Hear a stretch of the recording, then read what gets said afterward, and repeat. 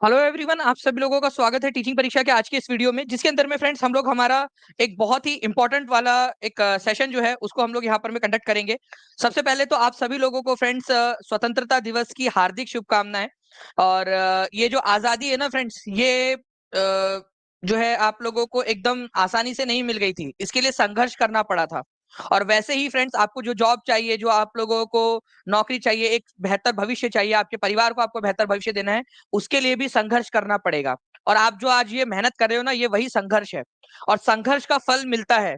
इसका खुद परिणाम हमारा आज का दिन, आज का हमारा जो स्वतंत्रता दिवस है वो है।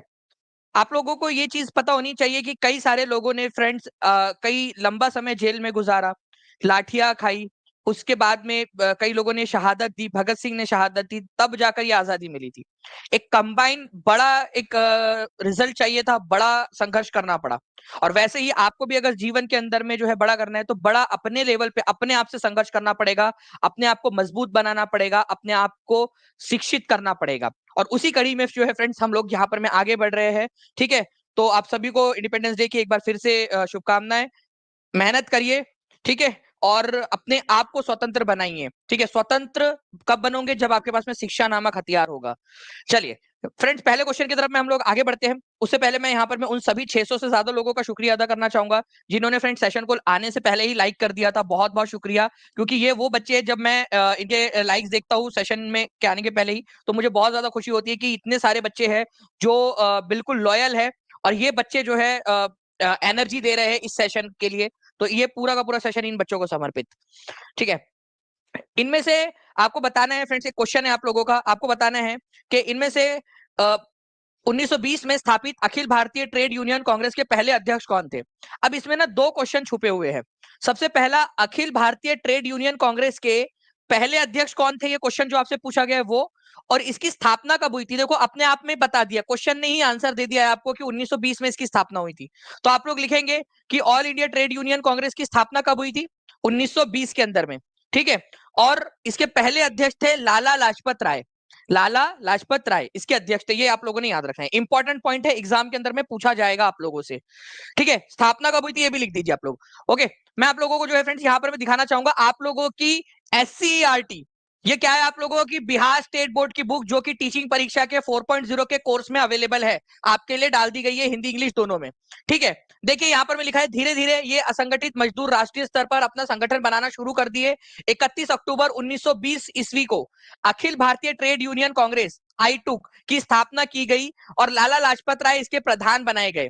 ठीक है, ये आप लोगों को याद रखना है। इसके अलावा 1920 में ही अंतरराष्ट्रीय श्रमिक संगठन जो था उसकी भी स्थापना हुई थी। मतलब कि जो है एक नया क्वेश्चन आप लोगों से बन सकता है, इंटरनेशनल लेबर ऑर्गेनाइजेशन, ठीक है, ये कब बना था? अंतरराष्ट्रीय श्रमिक संगठन ILO कब बना था? तो ये भी 1920 में ही बना था। ये आपके SCERT का दिखा रहा हूं, जो कि आपके BPSC TRE 4 टीचिंग परीक्षा की BPSC TRE 4 में आप लोगों के लिए पूरी उपलब्ध कराकर दे दी गई है। और आप लोगों के लिए फ्रेंड्स यही नहीं, अब मैं आप लोगों को एक, ये क्वेश्चन आपको याद हो गया, अखिल भारतीय ट्रेड यूनियन कांग्रेस के पहले अध्यक्ष कौन थे। अब एक क्वेश्चन मैं आपको और दिखाता हूं, और ये क्वेश्चन देखिए आप लोगों की बीपीए जो है आप लोगों की SCERT के अंदर में दिया हुआ है डायरेक्टली। जल्दी जल्दी से बता दीजिए। 3 मिनट के अंदर में फ्रेंड्स हम लोग यहाँ पर में 900 से ज्यादा बच्चे जुड़ चुके हैं, 1000 के करीब जुड़ चुके हैं। अभी जैसे जैसे मैं देखता जा रहा हूँ यहाँ पर मैं 800 से ज्यादा अपने लाइक भी कर दिए। बहुत बहुत शुक्रिया आप सभी लोगों का। जल्दी बताइए इस पर्टिकुलर क्वेश्चन का आंसर क्या होगा। ठीक है, ये आंसर आप लोग करोगे कमेंट के अंदर में, हर एक बच्चा कमेंट के अंदर में आंसर करेगा। यही आपका संघर्ष है, यही आपकी जो है फ्रेंड्स प्रतिज्ञा है। ठीक है, आप लोग आंसर करते रहेंगे इस क्वेश्चन का, मैंने पूरा आपको बताया। इसके अलावा बता दूं, जितने भी बच्चे जो जुड़ना चाहते हैं टीचिंग परीक्षा के साथ में, फ्लैट 50% ऑफ आप आज के लिए चल रहा है इंडिपेंडेंस डे के अवसर पर। इंडिया 2024 इस कूपन का इस्तेमाल कर सकते हो फ्रेंड्स, जिसमें आपको रैंक बूस्टर सीरीज, मतलब आपकी रैंक कैसे बढ़ सकती है, उसकी पूरी तैयारी 1 सितंबर से 20 सितंबर तक होंगी एक्सटेंसिवली आप लोगों की। इसके अलावा जो है फ्रेंड्स आप लोगों को 99 रुपीज का जो डू यू नो NCERT का जो डू यू नो सीरीज है, वो पूरा का पूरा फ्री ऑफ कॉस्ट, जितने भी बच्चे थे जिन्होंने अब तक लिया है उन सबको ऐड कर दिया गया है। ठीक है, और आगे में भी आप लोगों का कंटिन्यूअसली इसके अंदर में और जो भी हम लोग नए इनिशिएटिव्स लेंगे, उनमें हम लोग जो है विचार करेंगे कि जो लॉयल स्टूडेंट है उन लोगों को आगे में भी वो दिया जाए। ठीक है, नीचे में नंबर है, आप लोग उस नंबर पर कॉल कर सकते हो या व्हाट्सएप कर सकते हो या डायरेक्टली टीचिंग परीक्षा के ऐप पर जा सकते हो, आप लोगों को सारी जानकारी मिल जाएगी।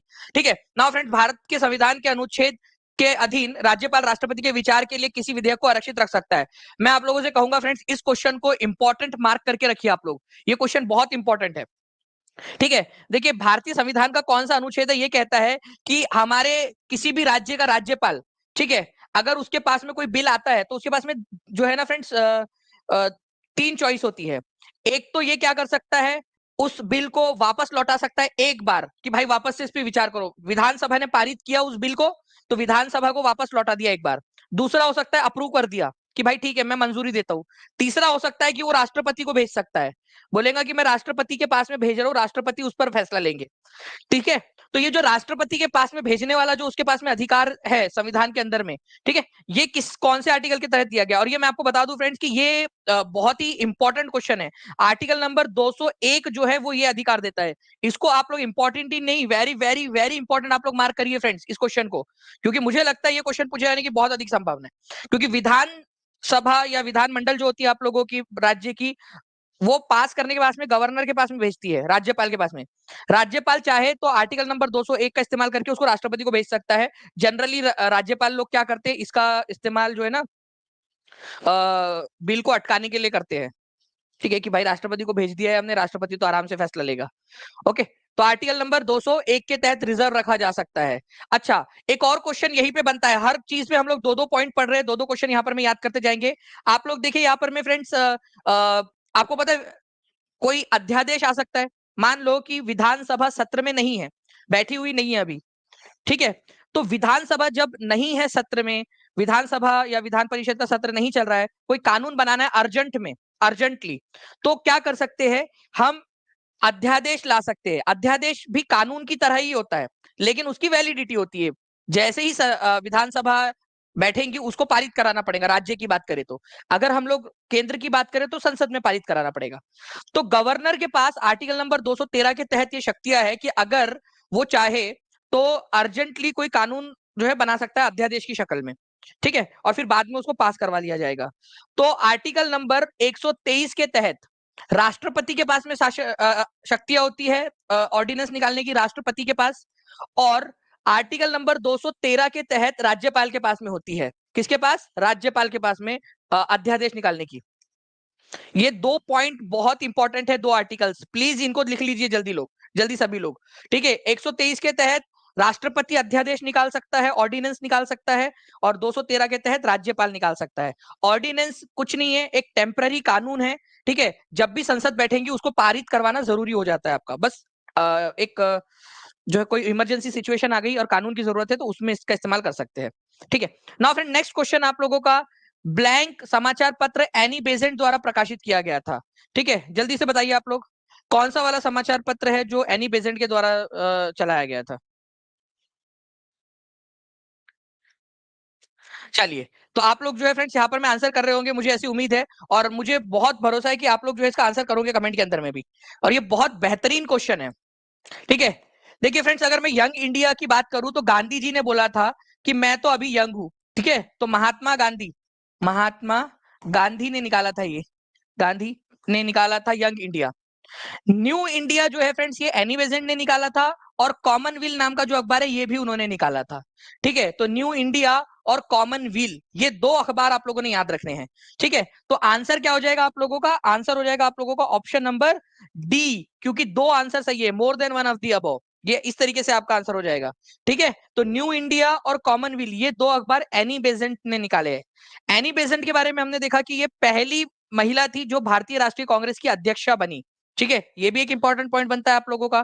इसके अलावा आप लोगों ने ये याद रखना है फ्रेंड्स कि एनी बेजेंट जो है इन्होंने होम रूल लीग की स्थापना की थी 1916 के अंदर में। ठीक है, जैसे बाल गंगाधर तिलक ने की थी, बिल्कुल उसी तरह से। तो एनी बेजेंट के बारे में हम लोग देख लेते हैं। एनी बेजेंट जो है फ्रेंड्स ये एक स्वतंत्रता संग्राम के अंदर में इन्होंने अपना बहुत अच्छा खासा योगदान दिया है। 1917 में कलकत्ता के अधिवेशन में पहली महिला बनी थी अध्यक्ष बनने वाली। ओके, इसके अलावा जो है फ्रेंड्स उन्होंने यंग मेंस एसोसिएशन भी बनाया था, यंग मेंस इंडियन एसोसिएशन 1914 के अंदर में। साथ ही साथ जो है फ्रेंड्स अगर मैं बात करूं आप लोगों से तो कॉमनवेल और न्यू इंडिया नाम के न्यूज़पेपर भी स्टार्ट किए थे। ये दो पॉइंट इंपॉर्टेंट है आप लोगों के। ठीक है, 979 अब 983 हो चुके हैं फ्रेंड्स, ठीक है। 983 यहाँ पर में लाइक्स हो चुके हैं। जल्दी जल्दी से सेशन को लाइक एंड शेयर भी करते रहेंगे आप सभी लोग। बीपीएससी टीआरई 2 का क्वेश्चन आप लोगों का बताइए, who among the following was the vice chairman of constituent assembly? संविधान सभा के उपाध्यक्ष कौन थे इनमें से, ठीक है, उपाध्यक्ष, जल्दी बताइए।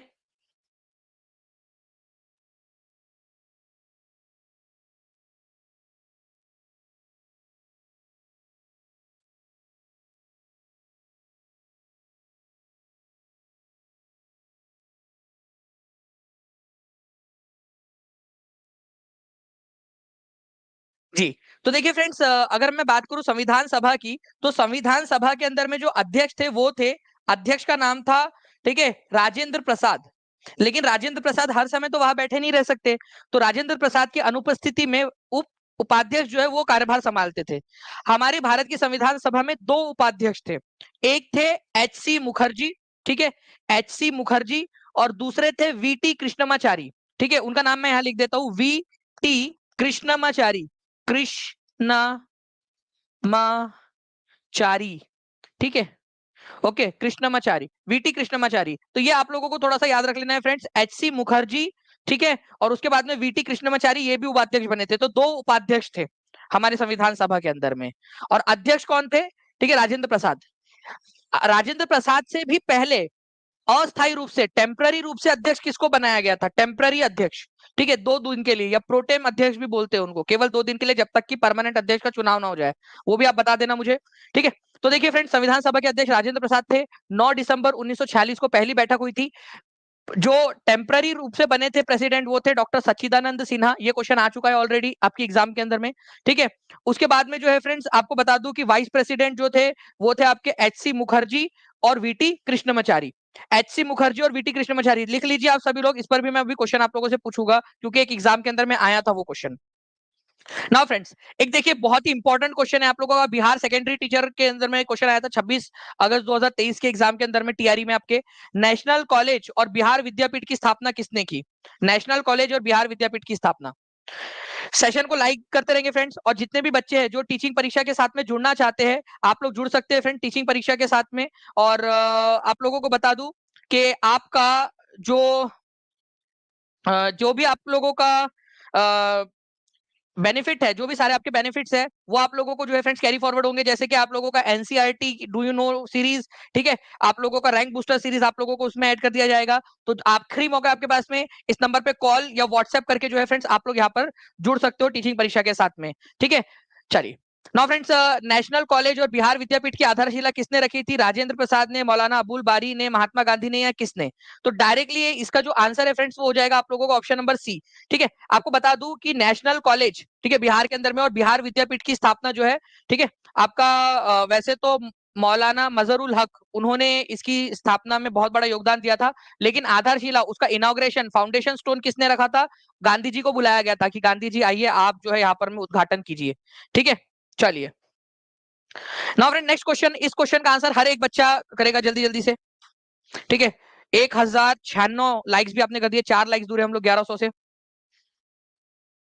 इसके देखिए, जितनी भी वाईटी की पीडीएफ होती है वो सारी की सारी टीआरई 4 के जो बैच है उसके अंदर में उपलब्ध करा दी जाती है, टेस्ट के साथ में, टेस्ट भी मिल जाता है और सारी पीडीएफ भी उपलब्ध हो जाती है। इवन आज की क्लास की पीडीएफ भी हो जाएंगी उसमें, ठीक है। ओके, बताइए इस क्वेश्चन का आंसर क्या होगा आप लोगों का? हर कोई बच्चा आंसर करेगा इसका जल्दी से। तो वाइस प्रेसिडेंट कौन थे? और ये एच टेट टीजीटी के अंदर में आया था आपका क्वेश्चन। तो एच सी मुखर्जी तो थे ही, जो आपके बीपीएससी टीआरई में पूछा गया, साथ ही साथ वीटी कृष्णमाचारी भी थे, आपको बताया ना मैंने, 2 लोग थे। तो आंसर क्या होगा आप लोगों का यहाँ पर में? ऑप्शन नंबर बी और ऑप्शन नंबर सी, ठीक है, ये 2 लोग थे, ये याद रखना है आप सभी लोगों ने, ठीक है। चलिए, नाउ फ्रेंड नेक्स्ट क्वेश्चन की तरफ में आगे बढ़ते हैं। आप लोगों के एक बहुत ही इंटरेस्टिंग सा आप लोगों का बीपीएससी टीआरई लीक वाला जो पेपर था ना 15 मार्च 2024 का, उसमें आया था ये क्वेश्चन, ठीक है, 15 मार्च के अंदर में। बताइए जल्दी से, भारत में एक मेला है खीर भवानी उत्सव, निम्नलिखित में से किस राज्य में मनाया गया? खीर भवानी उत्सव। तो खीर भवानी उत्सव की अगर हम लोग बात करेंगे फ्रेंड्स, कौन से राज्य के अंदर में मनाया जाता है? ठीक है, तो ये मनाया जाता है जम्मू कश्मीर के अंदर में, ठीक है। तो जम्मू कश्मीर एक यूनियन टेरिटरी है वैसे अभी, तो वहां पर मैं जब एग्जामिनर क्वेश्चन बना रहा था तो उसने स्टेट्स स्लैश यूनियन टेरिटरी लिखना चाहिए था। ठीक है, कोई बात नहीं, एग्जामिनर को बोलो कि वो भी हमारे सेशन देखे तो ज्यादा उसको अच्छे से जो है चीजें समझ में आने लगेगी। तो जम्मू कश्मीर के अंदर में जो है फ्रेंड्स, मुस्लिम और जो पंडित है, मुस्लिम लोग और पंडित लोग मिलकर एक सद्भावना का एक दुर्लभ जो है फ्रेंड्स मिलन देखने के लिए मिलता है आप लोगों को यहाँ पर। मैं खीर भवानी फेस्टिवल के अंदर में, कि कैसे हिंदू और मुस्लिम जो है वो एक साथ, एकता के साथ में रह सकते हैं यहाँ पर में। ठीक है, और हमारा भारत जो है वो विविधताओं से भरा हुआ है, और हमारा भारत विविधताओं से भरा हुआ है, लेकिन फिर भी इसमें एकता है। ये नारा किसने दिया था? विविधता में एकता का नारा किसने दिया था? आप लोग मुझे कमेंट करके बताएंगे जल्दी से। ठीक है, विविधता में एकता का नारा किसने दिया था? नाउ जो है फ्रेंड्स, यही क्वेश्चन डी ट्रिपल एस भी ग्रेड 4 प्रीवियस पेपर में आया हुआ है 3 सितंबर 2019 को। लो कर लो बात। ठीक है, अब इसका आंसर तो आप लोग दोगे, मैं इसका आंसर जो है यहाँ से हटा दिया है। आप लोग इसका इसका इसका आंसर तो आप लोग लिखोगे। लीजिए, D triple S B grade 4 previous paper 3 सितंबर 2019 को ऑलरेडी आ चुका है, और यहाँ पर मैं आप लोगों का आया था लीक पेपर के अंदर में। इसी वजह से जो भी क्वेश्चंस मैं आपको यहाँ पर मैं करवाता हूँ, वो सारे क्वेश्चंस अच्छे से किया कीजिए आप सभी के सभी लोग। ओके, तो आप लोगों ने आंसर लगा दिया होगा। नेक्स्ट क्वेश्चन है फ्रेंड्स, किसने जागरूक हिंदुओं के विरुद्ध याचना का आयोजन किया जो सती के जलाने के पक्षधर थे? ठीक है, सती प्रथा के खिलाफ जो है फ्रेंड्स, उन्होंने who organized a counter petition of enlightened Hindus who were supporters of burning rite of, ठीक है, who were the supporters of burning rite of sati. किसने जागरूक हिंदुओं के विरुद्ध याचना का आयोजन किया जो सती के जलाने के पक्षधर थे? देखो, जागरूक हिंदुओं के विरुद्ध, ठीक है,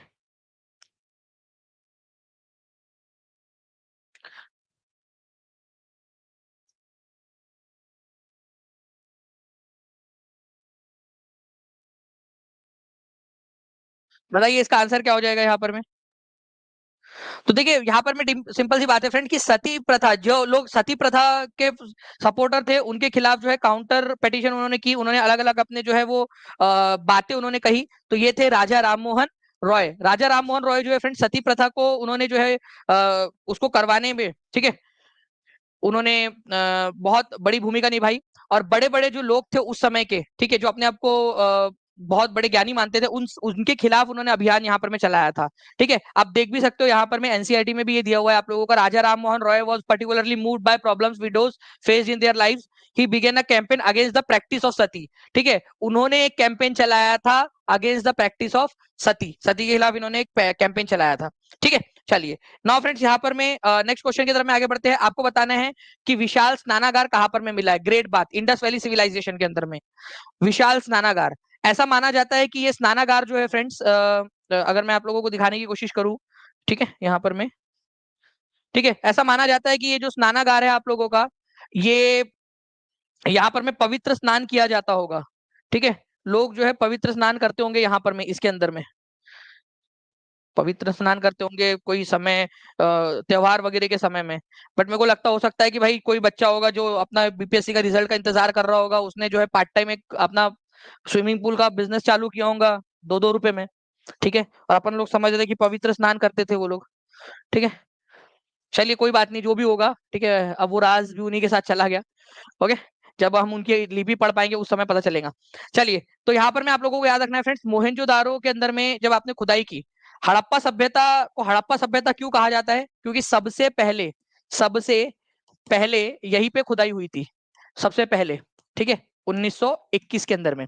ठीक है, हड़प्पा के अंदर में 1921 के अंदर में, हड़प्पा में। उसके बाद में मोहनजोदारो की खुदाई हुई, और मोहनजोदारो की खुदाई के अंदर में आप लोगों को ग्रेट बाथ मिला था। मोहनजोदारो आज ये पाकिस्तान में है, हड़प्पा भी पाकिस्तान के अंदर में है, हड़प्पा नाम का शहर भी। ठीक है, लिपि पढ़ी नहीं जा सकी अब तक इनकी, अदरवाइज हम लोगों को पता चल जाता कि ये क्या बोल रहे हैं। इसका डायमेंशन अगर आपको चाहिए हो तो ये है इसका। ठीक है, 12 मीटर लंबा था। ठीक है, 7 मीटर चौड़ा था, और 3 मीटर गहरा था। ठीक है, ये तो ये 12/7/3, ये इसका डायमेंशन था। 12-7-3, 12-7-3। ठीक है, 12-7-3। कभी अगर आ जाए तो याद रख लेना आप लोग। वैसे आप लोगों को पता है मोहनजोदारो का मतलब क्या होता है? मोहनजोदारो कितने लोगों को पता है? बताइए। मोहनजोदारो का मतलब, मोहनजोदारो वाला जो है फ्रेंड्स, ठीक है, मोहनजोदारो का मतलब होता है मृतकों का टीला। ठीक है, माउंड ऑफ डेथ। क्योंकि ना वहां पर में उसकी खुदाई से पहले पूरा टीला टीला ही था, वहां पर पूरी मिट्टी की परत जम चुकी थी। मोहनजोदारो शब्द का अर्थ है मृतकों का टीला। ये याद रखना है आप लोगों ने, मृतकों का टीला। ठीक है, इस तरीके से इसको नाम दिया गया था। मोहनजोदारो का मतलब होता है, ठीक है, सिंधु नदी के किनारे के अंदर में है। इंडिया फॉर इंडियंस, ये प्रसिद्ध नारा किसने दिया था? इंडिया फॉर इंडियंस का ये बताएंगे आप लोग सभी लोग जल्दी जल्दी से। इंडिया फॉर इंडियंस, ठीक है, बताइए। देखिए फ्रेंड्स, इंडिया फॉर इंडियंस ये नारा किसने दिया था, ये क्वेश्चन पूछा जाता है। और मैं आप लोगों को प्राउडली यहाँ पर मैं बता सकता हूँ कि ये क्वेश्चन जो है फ्रेंड्स आप लोगों का टीआरई के एग्जाम में आया था, और ये टीचिंग परीक्षा के ऐप के ऊपर में ऑलरेडी उपलब्ध था। ठीक है, आप देख सकते हो, ये मैंने उसकी जो ई बुक है आप लोगों को जो दी गई है प्रीमियम ई बुक, उसका स्क्रीनशॉट आपके लिए लगा दिया है। जिस भी बच्चे ने पूरा पढ़ा होगा, ठीक है, उसको मिल जाएगा। इंडिया फॉर इंडियंस प्रसिद्ध नारा किसने दिया था? ठीक है, तो स्वामी दयानंद सरस्वती जो थे, इन्होंने ये नारा दिया था। ठीक है, ये क्वेश्चन आप लोगों को वहां पर में प्रोवाइड किया गया था, बिल्कुल, स्वामी दयानंद सरस्वती ने। ठीक है, और ये क्वेश्चन आप लोगों को ऑलरेडी आ चुका है। इंडिया फॉर इंडियंस प्रसिद्ध नारा स्वामी दयानंद सरस्वती ने दिया था। ठीक है, स्वामी दयानंद सरस्वती के बारे में अगर मैं आप लोगों को बताऊं फ्रेंड, तो स्वामी दयानंद सरस्वती ने आर्य समाज की स्थापना की थी। आर्य समाज की स्थापना, ठीक है। मुझे ईयर और स्थान, ठीक है, प्लेस, ठीक है, बताइए जल्दी से, इसको स्थापना करने का ईयर कौन सा था और प्लेस कौन सा था? आप लोग जल्दी से कमेंट करके बताएंगे आर्य समाज का। ठीक है, सभी लोग जल्दी जल्दी से। ठीक है, चलिए नेक्स्ट क्वेश्चन की तरफ में आगे बढ़ते हैं। तब तक हाल ही में समाचारों में देखा गया माउंट इरेबस, ठीक है, कौन से महाद्वीप में स्थित है? माउंट इरेबस के बारे में पता चला अभी, उसके अंदर में हम लोगों को ऐसा पता चला था कि भाई वो सोना उगल रहा है, ठीक है, उसमें से। ओके, मतलब उसमें से ना छोटे छोटे से कण निकल रहे थे, सोने के छोटे छोटे से कण। तो बताइए जल्दी से, माउंट इरेबस कहाँ पर में आप लोगों का?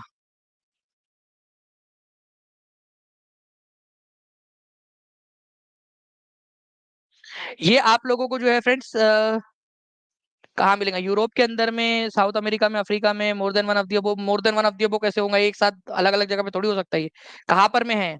तो ये है अंटार्कटिका में। None of the above E answer होगा, क्योंकि ये कहाँ है? अंटार्कटिका में है। ठीक है, तो यहाँ है माउंट इरेबस, इधर साइड में आप लोगों का माउंट इरेबस, ठीक है, अंटार्कटिका के अंदर में। हाल ही में ये न्यूज में भी था, क्योंकि जब ये फटा तो इसके अंदर में से जो है वो माइक्रो पार्टिकल्स निकल रहे थे गोल्ड के। ठीक है, बट अब जाए कौन वहां पर में? ठीक है, सोने के चक्कर में जाएंगे, वहीं पे सो जाएंगे हमेशा के लिए। इतनी ठंडी है उधर में, कोई परमानेंट सेटलमेंट तो है नहीं वहां पर में। ओके, तो माउंट इरेबस, माउंट इरेबस कहाँ पर में? ऐसे सिंपल सा भी पूछा जा सकता है, माउंट इरेबस कहाँ है? अंटार्कटिका के अंदर में। ठीक है, चलिए, ये अंटार्कटिका का सेकंड हाईएस्ट जो है आप लोगों का वोल्केनो है, माउंट सिडले के बाद में। माउंट सिडले नाम का भी एक वोल्केनो है, वो अंटार्कटिका में ही है। चलिए आगे बढ़ते हैं हम लोग फ्रेंड्स, लोकसभा में। ठीक है, मान लीजिए कि आपको सरकार के ऊपर में भरोसा नहीं है, तो सरकार के खिलाफ अविश्वास प्रस्ताव लाया जा सकता है, सरकार को गिराने के लिए, सरकार को हटाने के लिए। तो अगर सरकार के खिलाफ नो कॉन्फिडेंस मोशन आपने लाना है, तो कम से कम कितने सदस्य एक साथ आएंगे? ऐसा नहीं है कि कोई भी एक उठा नींद में से, अरे यार क्या करूं, चलो यार अविश्वास प्रस्ताव ला देते, वैसा नहीं। तो अविश्वास प्रस्ताव लाने के लिए क्या करना होता है, जल्दी से बताएंगे। और एक बार सभी लोग जल्दी से फ्रेंड सेशन को लाइक एंड शेयर भी जरूर करते रहेंगे। जिन्होंने भी अब तक टीचिंग परीक्षा चैनल को सब्सक्राइब नहीं किया, चैनल को सब्सक्राइब भी जरूर कर लीजिए, ताकि इसी तरीके से आप लोगों के लिए कंटिन्यूअसली बहुत सारे सेशंस लगाए जा सके, लाए जा सके, चाहे छुट्टी हो, ठीक है, सर्दी हो, बुखार हो, गर्मी हो, बारिश हो, उस सब दिन आप लोगों के लिए जो है लेक्चर लगाया जाए। तो देखिए फ्रेंड्स, यहाँ पर मैं लोकसभा में अविश्वास प्रस्ताव लाने के लिए आपको कम से कम कितने लोगों का समर्थन हासिल होना चाहिए, ये बोला गया आप लोगों को। ठीक है, तो कम से कम 75 जो है चाहिए, कम से कम 100 चाहिए, 50 चाहिए, या 150 चाहिए। तो 50 सदस्य जो है फ्रेंड्स कम से कम एक साथ आने चाहिए, ये याद रखेंगे आप लोग। वैसे नो कॉन्फिडेंस मोशन कहीं पे भी हमारे संविधान में नहीं लिखा है, लेकिन आर्टिकल नंबर 75 क्या कहता है? आर्टिकल नंबर 75, आर्टिकल नंबर 75 ये कहता है कि जो मंत्रिमंडल रहेगा, जो मिनिस्ट्री रहेंगी, मिनिस्ट्री, ठीक है, वो किसके प्रति रिस्पॉन्सिबल रहेंगी? लोकसभा के प्रति। तो लोकसभा में हम प्रस्ताव ला सकते हैं उनके खिलाफ अविश्वास प्रस्ताव। तो लोकसभा की जो रूल बुक है, उसके अंदर में ये प्रावधान किया गया। संविधान में नो कॉन्फिडेंस मोशन का प्रावधान नहीं है, बट आर्टिकल नंबर 75 बोलता है कि मिनिस्ट्री लोकसभा के प्रति रिस्पॉन्सिबल रहेगी। जब लोकसभा को ही उनके ऊपर विश्वास नहीं है, तो ऑब्वियस सी बात है, हटाया जा सकता है। तो हटाने के लिए कम से कम शुरुआत में वो प्रस्ताव लाने के लिए 50 लोग चाहिए, ठीक है, मिनिमम। ठीक है, 50 लोग चाहिए। वो लोकसभा का रूल है 198 नंबर का, 198 नंबर का रूल है उसके अनुसार। और ये क्वेश्चन आप देख सकते हो कितने बार आ चुका है। अब आप ये क्वेश्चन को देखिए, मैंने अभी आपको बताया कि नो कॉन्फिडेंस मोशन जो है वो लाया जाता है आर्टिकल नंबर 75 के तहत। और आर्टिकल नंबर 75 कहता है कि जो मिनिस्ट्री है वो किसके प्रति रिस्पॉन्सिबल रहेगी, लोकसभा के प्रति। तो नो कॉन्फिडेंस मोशन केवल और केवल लोकसभा में ही लाया जा सकता है, राज्यसभा का कोई लेना देना नहीं है उसमें। तो it can only be brought in Lok Sabha, केवल लोकसभा में ही लाया जा सकता है।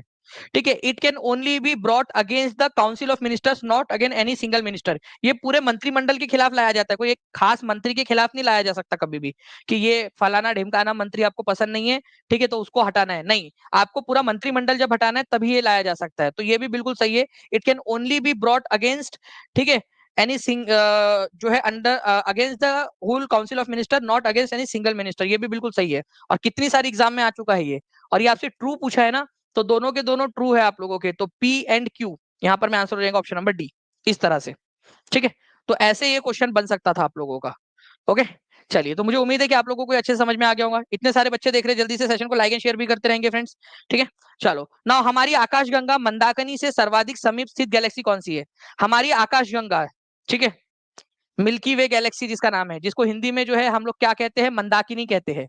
ठीक है, तो मंदाकिनी और मिल्की वे गैलेक्सी एक ही है। तो मंदाकिनी या मिल्की वे गैलेक्सी से सबसे पास वाली गैलेक्सी कौन सी है? ठीक है, मैं आपको बताऊं कि ये हमारी गैलेक्सी, ठीक है, जिसमें एक कोने से दूसरे कोने तक जाने में आपको पता है कि अगर आप लाइट की स्पीड से भी जाओगे तो 1 लाख साल का समय लगेगा, 1 लाख ईयर्स का समय लगेगा आपको, अगर लाइट की स्पीड से भी जाओगे, जो कि इम्पॉसिबल है लाइट की स्पीड से जाना। ठीक है, अगर आप लोग, ठीक है, हमारे जो करंट स्पीड है उसके उससे जाओगे आप लोग, तो आप लोगों को जो है फ्रेंड्स कम से कम 10 करोड़ साल का समय लगेगा, यहां से एक कोने से दूसरे कोने में जाने का। 10 करोड़ साल, 10 करोड़ साल, इतनी बड़ी हमारी खुद की मिल्की वे गैलेक्सी है। ठीक है, उसके पास में उसकी एक सहेली है, ठीक है, ओके, उसका नाम है एंड्रोमेडा। एंड्रोमेडा, तो एंड्रोमेडा गैलेक्सी जो है हमारे गैलेक्सी के पास में, ऐसी एक गैलेक्सी एक और है। ठीक है, उसमें भी बहुत सारे तारे हैं, बहुत सारे प्लैनेट्स है। ठीक है, तो वो एंड्रोमेडा गैलेक्सी, तो मंदाकिनी के पास में सबसे पास वाली गैलेक्सी कौन सी है? एंड्रोमेडा गैलेक्सी है। ठीक है, ये याद रखना है आप लोगों ने। तो मिल्की वे गैलेक्सी के सबसे पास वाली गैलेक्सी एंड्रोमेडा गैलेक्सी। आपको पता है कि आज से करीब 450 करोड़ साल बाद ये दोनों के दोनों आपस में टकरा जाएंगे, क्योंकि ये दोनों एक दूसरे की तरफ में खींचे चले आ रहे हैं। अभी कुछ नहीं होने वाला, टेंशन मत लो।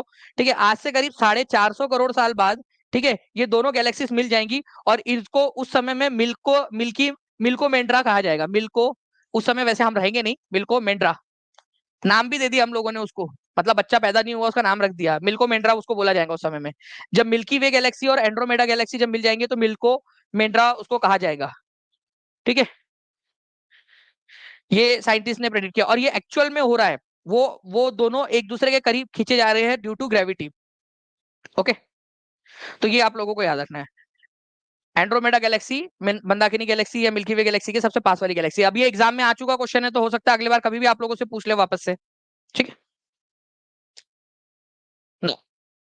सीरियस जो है फ्रेंड्स, जो आप लोग आंसर लगा रहे हो वो सबसे चमकीला तारा है। ठीक है, तो आपने जो गलती की वो क्या गलती की? आपने सीरियस लगाया, सबसे चमकीला तारा। वो हमारे आसमान में दिखने वाला सबसे चमकीला तारा कौन सा है? वो सीरियस है। ठीक है, इसको डॉग स्टार भी बोलते हैं। ठीक है, तो वो अलग चीज है, यहाँ गैलेक्सी की बात हो रही थी।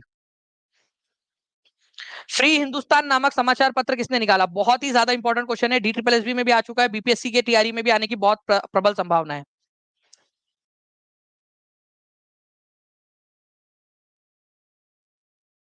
बताइए जल्दी जल्दी से इसका आंसर क्या होगा। और जितने भी बच्चे हैं जो टीचिंग परीक्षा के साथ में जुड़ना चाहते हैं, नीचे में नंबर चल रहा है आपका, ठीक है, 7611101101, या फिर 9697884444, इस नंबर पे कॉल या व्हाट्सएप कर लीजिए। या फिर फ्रेंड्स आप लोग टीचिंग परीक्षा के ऐप पर जा सकते हैं, नीचे में एक लिंक भी दी गई है, how to buy BPSC course, उस पर क्लिक करके बस 30 सेकंड लगेगा आपको। ठीक है, 30 सेकंड में आप वहां से भी ले सकते हो। ठीक है, ताकि सारे के सारे जितने भी बेनिफिट्स है वो सारे आप लोगों को मिल जाए। ओके, चलिए, तो देखिए अगर मैं बात करूं फ्रेंड्स, यहाँ पर मैं आपके फ्री हिंदुस्तान नामक अखबार किसने निकाला था, तो यहाँ पर मैं पूरे जितने भी इंपॉर्टेंट अखबार है उनकी लिस्ट आप लोगों को दी है। ठीक है, युगांतर अखबार जो है फ्रेंड्स, ये याद रखना है, बरिंदर कुमार घोष और भूपेंद्र नाथ दत्त, इंपॉर्टेंट नाम आता है बरिंदर कुमार घोष। ठीक है, अरविंदो घोष के भाई थे ये। ठीक है, कॉमरेड नाम का अखबार किसने निकाला था? मौलाना मोहम्मद अली ने निकाला था। ठीक है, अल हिलाल नाम का और अल बलग, ये दोनों क्वेश्चन आ चुके हैं आपके एग्जाम में, मौलाना का अबुल कलाम आजाद ने। क्या ये क्वेश्चन आया नहीं था? अल हिलाल अखबार किसने निकाला है? जल्दी बताइए, ये क्वेश्चन आया था कि नहीं आया था एग्जाम के अंदर में, अल हिलाल वाला। ठीक है, अबुल कलाम आजाद ने निकाला था। वही अगर मैं बात करूं आप लोगों से फ्रेंड्स फ्री हिंदुस्तान की, तो फ्री हिंदुस्तान जो है वो तारकनाथ दास ने निकाला था, ये आप लोग याद रखोगे। इसके अलावा जो है फ्रेंड्स तहजीब उल अखलाक सर सैयद अहमद खान ने निकाला था, ये आप लोगों को याद रखना है। द हिंदू जीएस अय्यर, ठीक है, इन्होंने निकाला था। और न्यू इंडिया और कॉमनवेल्थ, अभी थोड़ी देर पहले मैंने क्वेश्चन दिखाया था ना आपको, न्यू इंडिया और कॉमनवेल्थ वाला, ये आप लोगों को याद रखना है। ठीक है, न्यू इंडिया और कॉमनवेल्थ एनी बेजेंट ने। ठीक है, चलिए। तो फ्री हिंदुस्तान तारकनाथ दास ने। ठीक है, ये बहुत ही इंपॉर्टेंट क्वेश्चन है आप लोगों का, तारकनाथ दास, फ्री हिंदुस्तान, इंपॉर्टेंट पॉइंट है, प्लीज इसको याद रखिएगा आप सभी के सभी लोग, कभी भी एग्जाम के अंदर में पूछा जा सकता है। ठीक है, नाउ फ्रेंड नेक्स्ट क्वेश्चन है आप लोगों का, महात्मा गांधी ने किसी वांछित लक्ष्य को प्राप्त करने के लिए भूख हड़ताल की अपनी पद्धति का प्रयोग सबसे पहले कहाँ किया था? पहली बार जो है वो भूख हड़ताल पे बैठ गए गांधी जी। ठीक है, तो गांधी जी ने पहली बार भूख हड़ताल कहाँ पर की थी?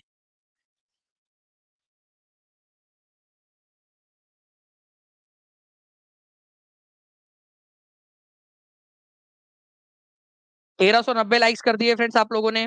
ठीक है, काफी जो है कंजूसी करते हो आप लोग इसमें लाइक करने में भी और शेयर करने में भी। ठीक है, काफी सारे बच्चे, लेकिन बहुत सारे बच्चे ऐसे भी हैं जो बिल्कुल खुलकर आते हैं समर्थन में, तो उन सभी का बहुत बहुत शुक्रिया। तो देखिए फ्रेंड्स, महात्मा गांधी ने सबसे पहले भूख हड़ताल की थी 1918 में। ठीक है, अहमदाबाद में, अहमदाबाद मील स्ट्राइक के अंदर में, मील स्ट्राइक। ठीक है, ये याद रखना है आप लोगों ने। देखिए फ्रेंड्स, अहमदाबाद के अंदर में जो मील मजदूर थे उन लोगों को प्रॉपरली उनका जो है वो मुआवजा नहीं मिल रहा था। उनके उन्होंने जो वो मेहनत कर रहे थे उसके बदले में उनको जितना उनको मिलना चाहिए वो मिल नहीं रहा था। ठीक है, जो मेहनत, जो जितनी मेहनत करता है उसको उसका फल मिलना चाहिए, नहीं तो अदरवाइज क्या होता है कि जो आगे वाला व्यक्ति है जब वो मेहनत करेगा उसको भी उसका फल नहीं मिलता उतना। तो गांधी जी ने वही बात यहाँ पर मैं मिल मजदूरों को समझाने की कोशिश की कि भाई जब मजदूर मेहनत कर रहे हैं तो उनको उनका प्रॉपर जो है वो हक दे दो, नहीं तो तुम्हारे को भी उतना प्रॉफिट नहीं मिलेगा जितना प्रॉफिट मिलना चाहिए। ठीक है, तो जो मेहनत कर रहा है उसको उसका फल मिलना चाहिए। तो गांधी जी ने जो है वो भूख हड़ताल की थी अहमदाबाद के अंदर में, और अहमदाबाद के अंदर में जो है गांधी जी की हड़ताल सफल रही और फाइनली जो है मिल मजदूरों को उनकी मांगों मिल गई उनको। ठीक है, ओके, चलिए, तो E is the correct answer. स्वतंत्रता संग्राम के दौरान विनोबा भावे का के बाद दूसरा व्यक्तिगत सत्याग्रही कौन था? दूसरा और तीसरा दोनों बता दीजिए आप सभी लोग। जी, प्लेग बोनस और वो सारी चीजें डिस्कस किया है मैंने उसमें, अहमदाबाद मिल स्ट्राइक जब हमने डिटेल में पढ़ा था तब। जी हाँ, बिल्कुल 1 to 5 के लिए भी अवेलेबल है कोर्स, आप बिल्कुल यहाँ पर मैं देख सकते हो जाके, टीचिंग परीक्षा के ऐप के ऊपर में सारे ही कोर्सेस अवेलेबल है। ठीक है, आप कॉल कर लीजिए या फिर व्हाट्सएप कर लीजिए या टीचिंग परीक्षा के ऐप पर चले जाइए, नीचे में एक लिंक दी गई है उस पर भी जा सकते हो आप, 50% ऑफ चल रहा है आपका। ठीक है, तो आप उसका भी लाभ उठा सकते हो। ओके, तो विनोबा भावे जो है के बाद में कौन थे दूसरे सत्याग्रही? तो वो थे आपके पंडित जवाहरलाल नेहरू। ठीक है, आपको एक्चुअल जैसे एग्जाम में क्वेश्चन पूछे जाते हैं उस तरीके के क्वेश्चन करवा रहा हूँ आपको, कि ई और डी जैसे क्वेश्चन आते हैं, पंडित, ठीक है, जवाहरलाल नेहरू थे दूसरे नंबर के, सेकंड नंबर के। और थर्ड नंबर के कौन थे? थर्ड नंबर के ये भी पूछा जा सकता है, तो वो थे ब्रह्मदत्त, ब्रह्मदत्त। ठीक है, ब्रह्मदत्त थे। तो केवल और केवल जो है फ्रेंड्स यहाँ पर मैं केवल क्या कुछ भी ये तो आंसर ही था इसका। ठीक है, तो आंसर जिन भी लोगों ने लगाना है ना वो कमेंट में लगा सकते हैं, क्योंकि चार ही ऑप्शन यहाँ पर में आते हैं यूट्यूब के अंदर में, तो पांचवा ऑप्शन अगर आपने लगाना है तो आप कमेंट करके आंसर लगा सकते हो। ओके, तो आंसर आप लोगों का जो है फ्रेंड्स हो जाएगा option number E, none of the above. क्यों? क्योंकि जो है पहले सत्याग्रह थे विनोबा भावे, दूसरे थे जवाहरलाल नेहरू, और थर्ड नंबर के कौन थे अभी आप लोग बता दीजिए जल्दी से, अभी आपको बताया है, ये बीपीएससी में क्वेश्चन आया था, थर्ड नंबर के कौन है, डायरेक्ट बीपीएससी में आया था। ठीक है, बता दीजिए जल्दी जल्दी से आप सभी लोग, थर्ड नंबर के बता दीजिए कौन थे। नाउ फ्रेंड्स, अबुल कलाम आजाद के द्वारा किस पत्रिका को संपादित किया गया था? अभी थोड़ा सा ना वीडियो को पीछे जाके देखना, क्या मैंने अभी आपसे ये नहीं कहा कि ये अखबार जो है वो निकाला गया था, इसके ऊपर क्वेश्चन आ चुके हैं।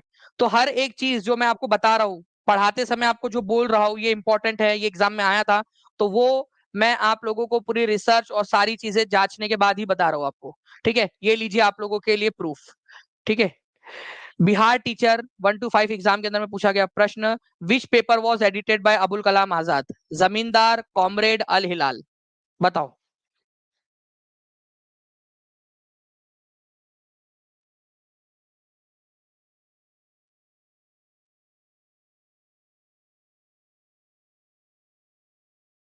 चलिए,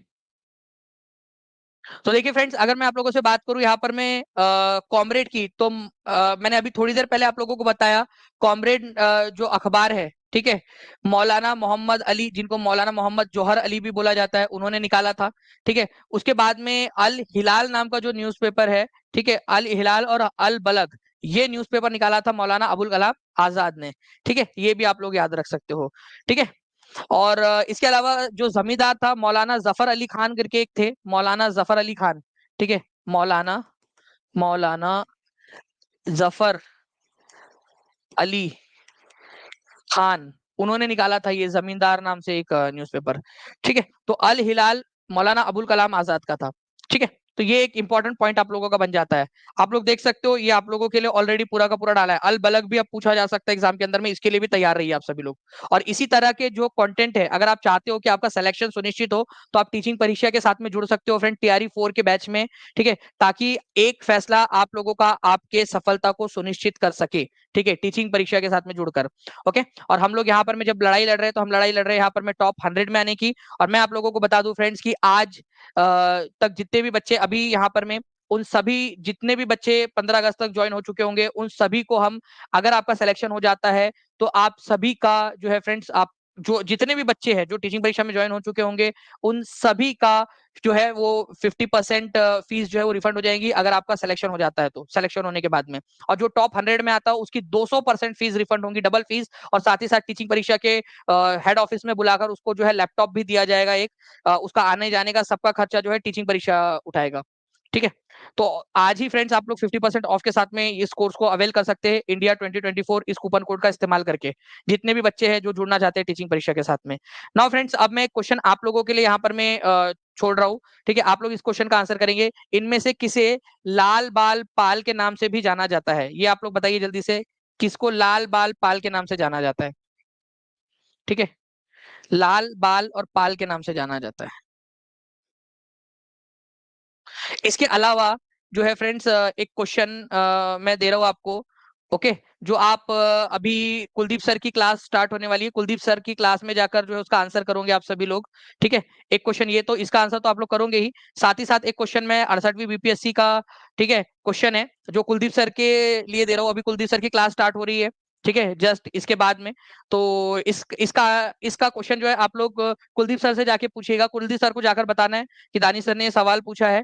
ठीक है, कि कौन सी गैस अपने ग्रीन हाउस प्रभाव से ग्लोबल वार्मिंग में योगदान करती है?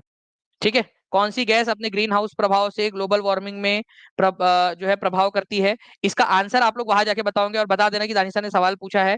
ठीक है, और उनके कमेंट बॉक्स में जाकर आंसर भी कर दीजिए। अभी जस्ट इसके बाद में सर की क्लास है आप लोगों की, उसमें जाकर आप लोग आंसर कर सकते हो। ठीक है, मैं सर से पूछूंगा कि कितने बच्चों ने सही आंसर दिया था। ठीक है, सर से मैं पूछने भी वाला हूँ इसका, कि आप लोगों में से कितने लोगों ने आंसर दिया था इसका।